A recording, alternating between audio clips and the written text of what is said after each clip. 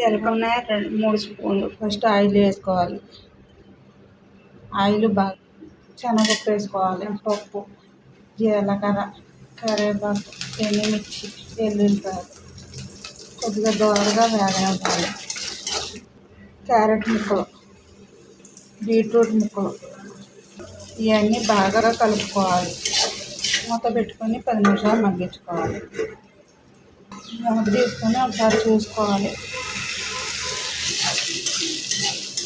తర్వాత బంగాళదుంప ముక్కలు వేసుకోవాలి,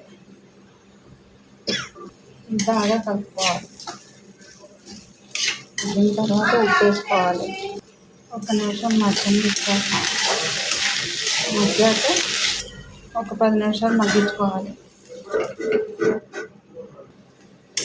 బంగాళ తీసేసుకుంటున్నాం, ఈ బౌల్లో తీసేసుకుంటున్నాం.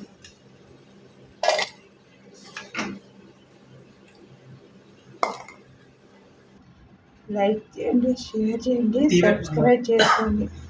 బీట్రూట్, క్యారెట్, బంగాళదుంప